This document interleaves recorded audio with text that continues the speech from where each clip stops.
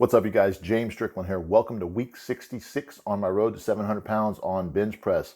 This week was a deload week. Basically, what that means is everything is backed off about 75% roughly from last week's main sets and accessories. But nevertheless, deload week is not a week to just relax 100%. You definitely still want to get in the gym and get a little bit of blood flow, get the muscles working. But before I jump into the recap this week, just letting you guys know, if you're new to the channel, welcome. I really do appreciate you guys tuning in. If you're not familiar with who I am, you can definitely check out some of my older videos. My name is James Strickland. I am on the road to 700 pounds for a raw bench press. The goal is to be one of about 5 people who have done 700 pounds on bench, and actually to be the lightest to ever do it. I've definitely got a challenge ahead of me. My best right now is 672. That was done about a year and a half ago. And I've also done some pretty good full power totaling 2182 recently in the last couple months. And now I'm back on a bench only cycle, meaning I'm going to do bench only in a powerlifting competition without the squat and the deadlift. But back to the deload. So this week is my deload every 4th week in my own training, and I advocate that in most people's training. There's a little different tune that anybody can take in their own training, but a good start is 4 to 6 weeks, where you basically train hard and smart for 3 weeks in my case, and then on the 4th week I actually back the weights down. On my main sets about 75%. On most of my accessories I am backing off the weight, but I may or may not back off the weight on some accessories depending on what's going on, but I definitely back off the volume, and the volume is the key in a deload because your body gets banged up, not necessarily with the heavy weight, not to say that it doesn't do that, but the volume that you're doing, which is the number of reps, the number of sets multiplied, and the total weight lifted for the day is your volume. And if that's back down, you're definitely getting some rest. But I'm going to go ahead and jump into the recap this week. It's pretty short and sweet. Like I said, my deloads are not real exciting, but definitely want to advocate being smart in your own training and, definitely taking a deload or at least a back off at a rest days included in that deload as well. But let's go ahead and jump into the week 66 video recap. Day 1, as always, I like to do my heavy bench and upper accessories. Starting off, my last warm-up here is 315 at Bona Fitness in Katy, Texas today. Getting set up here, get my wrist wraps all nice and tight. Regardless of the weight on the bar, I definitely want to set up properly. I like to make sure that on my deloads, I am definitely taking technique and form into account. Not that I don't other times, but it's easy to get loose when you don't have a lot of weight on the bar comparative to what you've done in the previous weeks. Really happy with how fast that moves. I like to take 1 rep slow and not slow, but steady and paused, and then 3 quick. And these may or may not be fully locked out. I'm gonna be real honest with you guys. I did not feel very good this whole week. Actually, I was pretty banged up, and I'll tell you a little bit about why that is here in a minute. Just going into the gym today, I've got a couple things in my life that are just a little bit stressful at the moment. It is Christmas time, which I love this time of the year. Family's great. Everything, financially is good. I just got some bad news recently, and actually this morning of this bench day, and really just wasn't happy with the news. So it got into my head a little bit. You saw that first set there, 405, 6 reps. Pretty easy as far as the way it looked. I'm showing you guys a little bit different angle here on the second set. And really, I don't know if you can see it in my face. You might want to zoom in there, feel free to, but every rep I felt in my joints, in my shoulders, in my pecs, I felt like it was 700 pounds on my chest here, and didn't enjoy this workout at all. Normally I'm real happy and go lucky and just everything is just clicking, and deloads can do that to me, not to mention the mental aspect of the news that I got this morning. But showing you guys here my Spoto presses, 365. You can see there I'm a little bit hesitant. It's a grinder. This first set actually was a little bit rough, but the second, third set felt a little bit better. Just showing you guys that first set. Moving on to my back rows here, 100 pounds. Even this, just picking those hundreds up, this is a normal warm-up weight. Just was feeling every single rep, but not painful. I have to stress that. I wasn't pushing through pain here. Definitely, staying smart and training. But the thing about deloads is you've got the weight is backed off, and so you think it's going to be easy, and you go into the gym typically thinking, oh, this is pretty easy, I got this, no big deal. And two things happen. One is you don't bring your A game because it's light, and really you want to always have your A game, but it's tough. Even my level of lifting and elite level lifters have this problem. It's hard to stay in the mental game all the time, and it's stressful. It does take a lot out of you. That's my 80 pound flies there. Really, that's not heavy at all, but it's definitely it hurt to say the least. My rollbacks here, elbows are hurting and clicking. Got a little bit of tendonitis kind of flaring up. I should have been wearing my sleeves. I did on the next sets, but just something else that was bothering me. But the other thing about deloads is that your volume building up to them. If your deload feels really, really easy, you probably don't need one.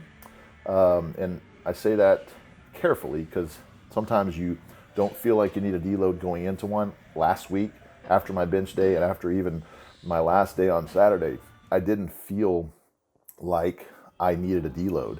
This week, definitely needed a deload. All the volume that I've done and the weights that I've done in the last few weeks, have really just built up. Having a little bit of fun here on my day 2. Didn't want to do heavy squats, heavy deadlifts, obviously. One of my sponsors, Massonomics, has a Jefferson deadlift meme that kind of comes out, and it's pretty funny. So I was shooting a little video showing you behind the scenes of a couple reps there with 405 on Jefferson deadlift and sipping on a LaCroix water. And coming here, I'm going to actually do a one-handed Jefferson deadlift.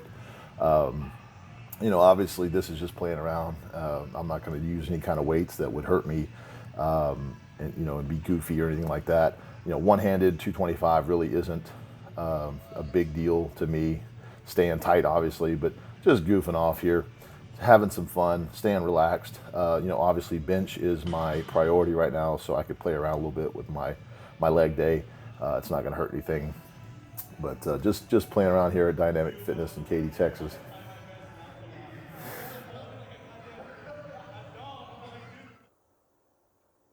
All right, so day 3, I actually did this on Saturday, and this is my rear delt fly, and even this weight is a fraction of what I did last week, and it's my delts are on fire.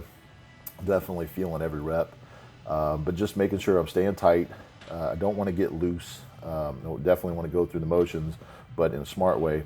Even this one, you can see on my face, this is just 45 pounds. This is not a lot of weight for me at all. Shoulders are on fire, elbows are on fire. But that's the thing, if I don't take a deload when I don't think I need one, typically I need one. And it's very smart to do this approach because the week after the deload, I'm not 100% ready to go for super heavy weights, but I feel rested and I feel better. But by weeks 2 and 3, I can really hit some heavy weight and get some volume in and get a really good amount of progress in on those weeks. And, it definitely helps me out to move forward and get stronger. 315 here, which I went to 430 last week, and that there felt like a ton. 315 on seal rows, or actually on chest supported rows, didn't feel too bad at all. Definitely got me stretching in the back a little bit. T3 raises here. Shoulders felt pretty good on these. This is a pretty soothing set, if you will. Obviously, you don't want to go super heavy on these. Last week, on the weeks before, I was going 12-pound dumbbells. This is just 10 pounds. So we're not really backing off the weight necessarily, but definitely not as many sets. But one other thing just to keep in mind with deloads is if you don't build up enough volume and work hard enough the weeks prior to a deload, you won't benefit from the deload as much. So you really want to kill the weeks before smartly, but you definitely want to build up some fatigue so that you have something to rest for. If you're always taking basically an easy day every week, or you're not really building up a lot of volume and you're just maxing out, a deload's not going to do very good for you. That set right there was really had me on fire. Even though it was 100-pound dumbbells, it really didn't seem like that much. And it's weird. You know, if you do a deload right, you can almost feel weak during a deload, and it's very puzzling sometimes. I've been doing this long enough that I know to trust the process, but during the actual deload, my mind goes a little bit haywire. I start thinking, my goodness, what happened to all my strength from the week before? I did, 515 pounds for 5 reps, and I had like a lot more in the tank, and now all of a sudden I'm struggling with 405 for 5, and everything is relative. Obviously, I've built up my bench to the point to where 405 for 5 is easy to say that, but it definitely is humbling. And so the key to that is just to stay the course. Percentages on that deload typically work very well in the 75% range. It's just something to keep smart about. Another thing that I don't do on my deload weeks is I don't take any kind of stimulant or pre-workout. And that does a little bit to me mentally, because taking a pre-workout, obviously there's some other ingredients there that help with the workout, and stimulants caffeine can definitely give you a boost. And not taking that, you don't have that boost. You don't have it because you didn't take your pre-workout, and you physically don't have it in your body, so you don't get the benefit from it. But that helps me to reset my body so that I don't have to take more scoops than I need to. So I normally take 1 scoop of Rage, 1 scoop of Fury of Animal, and I take that before every workout 3 times a week on weeks 1 through 3. On week 4, no pre-workout whatsoever. And I definitely feel like that helps me out to where I'm not having to take too much of it on the on weeks. Finishing out here with some tricep push downs. This is exactly the same weight, but half the number of reps. Last week it was 72 reps with 225, and that's basically half the reps is 36 reps here, and 6 sets of 6. And I definitely felt this, not that it was horrible, but it definitely didn't feel comfortable as it did the weeks before. The adrenaline was pumping, you're excited, the weights are heavy. That's the other thing is you're not doing any PRs on a deload week, and so you don't have the same level of intensity. You don't want the level of intensity because you definitely want to back off and you want to utilize a deload. That's what it's for. But you want to keep your technique, your form, your setup, your warm-ups, the times you go to the gym, keep all that the same. The only difference is that you're not doing the same amount of weight, reps, and sets. That's it. And of course, with me, I definitely don't take a pre-workout. But all that said, it can be a little bit rough sometimes, but it's worth it in the long run. I would definitely say that deloads have kept me injury-free. And I say that exactly the way it sounds, injury-free. Luckily, I do want to throw that out there, that I haven't had any major injuries. I like the fact that I can say that. I don't want to jinx myself, obviously, but deloading and staying smart in my training is definitely a contributing factor to the reason why I've been able to progress as fast and for as long as I have, and will hopefully continue that same path. But I think with the deload weeks, it's not a lot of exciting footage that I can show you guys, not a lot of super heavy weights that people don't touch all the time, or rep sets and PRs and things like that. But this part of my training is critical to me staying in the powerlifting game or staying in the strength game. And honestly, when it comes to any sport, you need to have some downtime, either an off season where you're not doing anything at all, like football and baseball and basketball, or if there's certain times of the year that you train harder than others. And so, with me, obviously there's off season where I do a little bit higher reps, but the volume is there. But that can still bang you up. And then as I get closer to a meet or a competition, I'm doing a lot heavier weight, but less volume. But the heavier weight that I'm doing, upwards of 650, 660, 675 on bench, even though it may be 1 or 2 reps of that per week in the 600s, it's enough that it hits my CNS, definitely hits the body. I need more time to recover. So those are times when, even though I'm not getting the volume, I'm definitely still needing to get the deload and the rest. The other thing with deloads is you still want to eat the same amount of calories that you eat on training weeks. Now, this is not a scientifically proven fact or anything like that, but I know with me in my own training, if I don't, I actually will come back weaker because I don't have a surplus of calories to go off of. So that's something that I got to keep in mind. Plus, my body is recovering when I'm sleeping, when I'm resting, when I'm not in the gym, and on my deload weeks, especially because my body is going basically knows that I'm backing off, and it starts to repair a lot of things that would normally be under a lot of extra stress. And so it gives my body a chance to catch up. And if I'm not eating, I'm not fueling that recovery process, it's going to stall out. And then I'm just in a never ending cycle of never being able to recover. But that pretty much covers, I think, the information that I want to give you guys for my deload weeks. I know it's not exciting, but stay tuned. Next week will be exciting. We'll be back in the 500s for reps. Before I forget, you guys probably noticed the shirt that I'm wearing, Buddy Light shirt. This is from Massonomics, my friends over there. It's a great podcast about lifting, about strength sports. They've got a great Instagram following and the YouTube channel. Actually, check them out here on YouTube. But if you like this shirt, they got a lot of cool shirts just like this. Go over there to massonomics.com. I'll put the link down below. In fact, go ahead and use that link if you would. I get credit for those. I get paid from those guys. If you guys want to help support me and get a great looking shirt, they got a lot of stuff over there. Use that link down below and it'll credit my account. I really appreciate that. But I also have some other good news. I have been mentioning it to you guys for a little bit. I finally have a date set for my first strength seminar. I'm going to be doing it with Coach Justin Dubs. He's right here in the Houston area with me. We're going to start small. We're going to do the Houston area first, and then we can branch out from there. But it is going to be at House of Gains Gym. I'll go ahead and pop up a graphic here for you guys to see the flyer. But it's going to be January 25th. We're going to do from 10 a.m. to 2 p.m. Early bird price right now is $99. So if you guys want to go ahead and get in while the spots are available, can't guarantee they'll be available for very long, but if you can get up between now and I believe I put January 11th as far as that early bird price. You guys can definitely do that on my website, bencholly.com. But we're going to be going over basically everything that you need to know about your form and technique. And I guess maybe not everything because there's a lot of stuff to go over, but we're going to be going over your squat, bench, and deadlift techniques.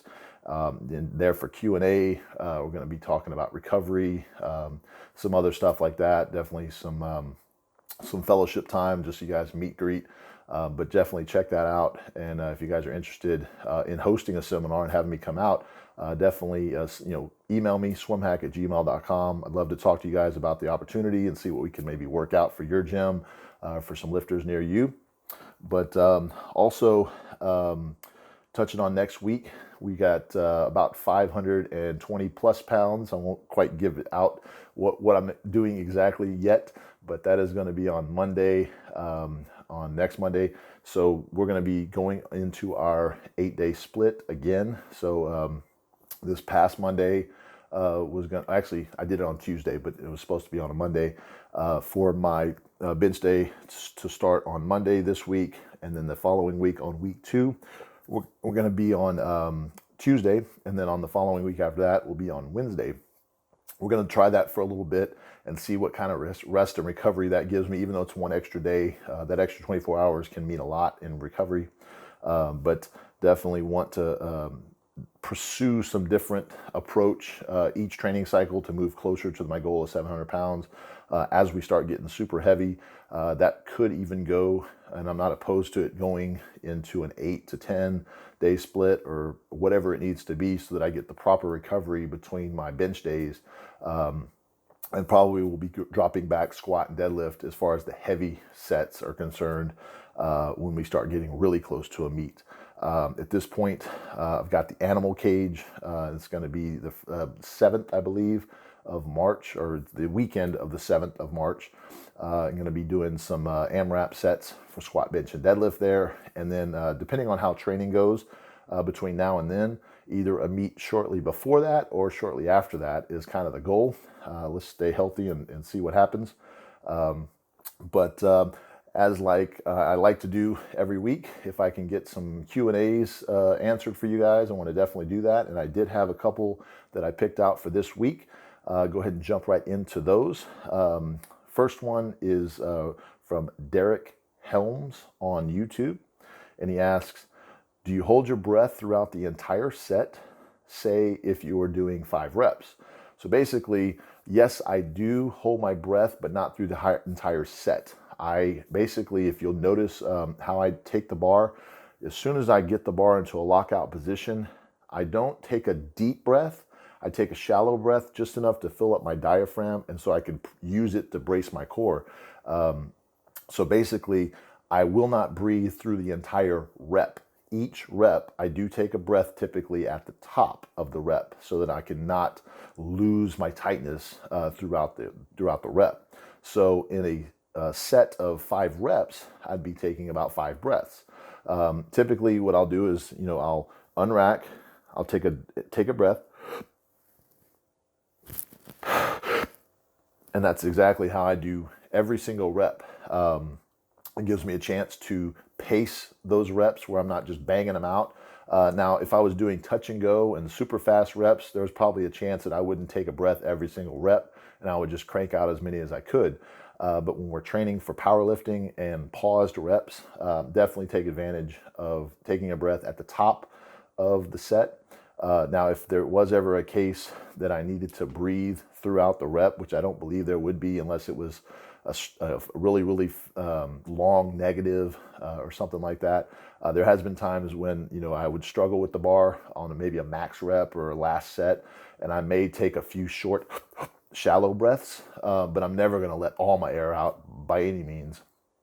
So yes, I definitely will not breathe throughout. I'll breathe through the entire set, but it's not that I hold my breath for 5 reps or for the number of reps for the whole set. I definitely want to breathe every single rep. But thanks, Derek, for that question right here on YouTube. And next one is from, I hope I'm saying this right, Polson Strong on Instagram. And he asks, how much money do you spend eating out a week? The reason, I'll give you a little background on this, is on Instagram I post quite a bit of my eating out with the family, restaurants and things like that, ice cream, whatever we're doing.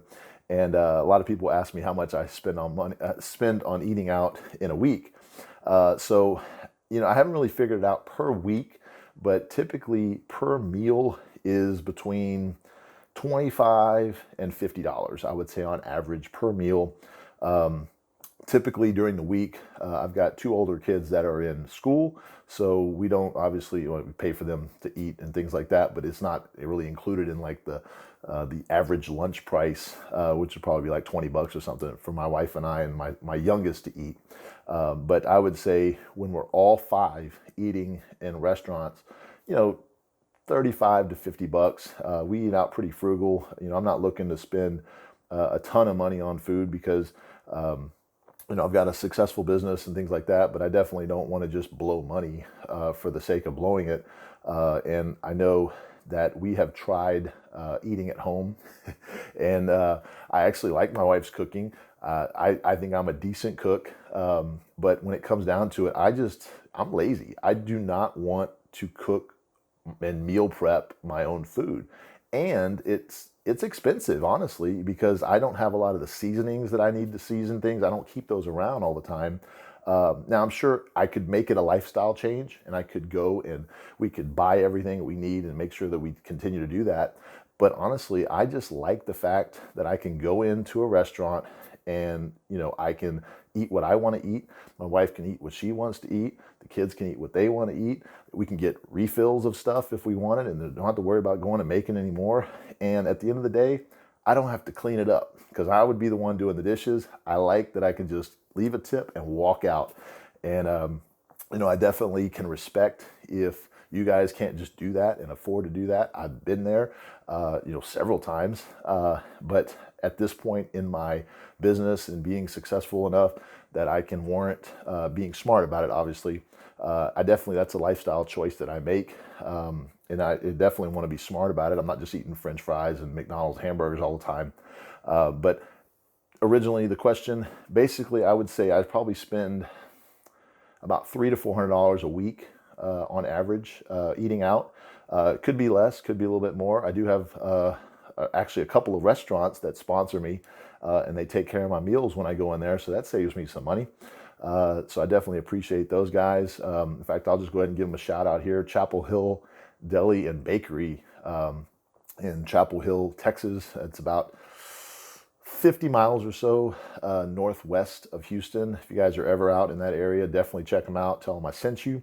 And Sushi 9, if you guys follow me on Instagram, you know what I'm talking about. And a lot of you guys have tried that place. If you're here in the Houston area or in Katy, definitely Sushi 9 on Mason. They've got an all-you-can-eat lunch special. I think it's like $15.99 per person. And it literally is all you can eat, and it's legit. It's not cheap sushi. It is really, really good. I don't know how they stay in business, but hopefully you guys go and check them out. Maybe that keeps them in business. And they have a dinner. I think it's like $25.99 a person, which honestly is still a steal because it's really good quality. So ultimately you buy your all you can eat, which is $15.99 or $25.99 plus your drink. You can't beat it. Typically we get the kids something else to eat and then we go there. So we don't spend more than $25 when we go there for all you can eat sushi. So it's pretty legit. But all right, so I don't want to be too long-winded in this video. It's a deload week. I know it's not super exciting, but I definitely wanted to bring it to you guys and let you know. Also wanted to mention I have got another sponsor, Mark Bell, Slingshot. You guys, I get a lot of questions throughout the comments and throughout just various, not really formulated into questions, but more or less asking me what elbow sleeves I use, what gear I use, what do I recommend. I use Slingshot everything. You'll see my strong sleeves, my elbow sleeves, my knee sleeves, my straps, my lifting belt. So if you guys want some good quality equipment that's going to last you a long time, I mean, this stuff can last for years, and I've got some of my oldest stuff is 2 and 3 years old and definitely will still hold up to whatever weight you're having to try to push. But if you guys want to save some money and you want to get something from Slingshot, use my promo code SwimHack10. I'll put a link down below as well, so you guys can check that out. But I definitely want to thank my sponsors for taking care of me and helping me out financially, and obviously giving me some cool stuff to use to keep me safe in the gym. So shout out to Mark Bell. But that is going to wrap it up for this week. I will definitely be touching 500 plus for reps going forward in my training. Really looking at the mid 500s this next week for a set of 5, and we'll go from there. Changing up the accessories a little bit just to accommodate some of the strengths that I've gained. Accessory work has just been on fire. You guys have seen the rows getting into the mid 400s, the rear delts getting to the 300s. It's kind of crazy because these are all PRs, which I have not hit in training cycles in a long time. And this definitely means that there's big things on the horizon. My back is a lot stronger. I feel a lot better. And coming out of a deload, it's like coming out with a Slingshot. Literally, I'm ready like a rubber band pulled back. I'm excited, feeling really, really good. Got a friend of mine coming down coming over from France. So we'll see if we can't get him on the video as well next week. You guys can check out a couple of big bench pressers going to town and getting some work in the gym. But once again, let me go ahead and drop my Instagram handle so you guys can follow me over there. If you're over there, it's at SwimHack, and definitely can check me out, eating out, having fun with the kids, just day-to-day stuff. And then over here on YouTube, I'll definitely talk to you more about my training and what's going on, because I can be face-to-face with you guys, a little bit different. But if you are new to the channel, like I said, welcome. If you like what you see here, definitely give me a thumbs up on the video. like this video, share it with your friends.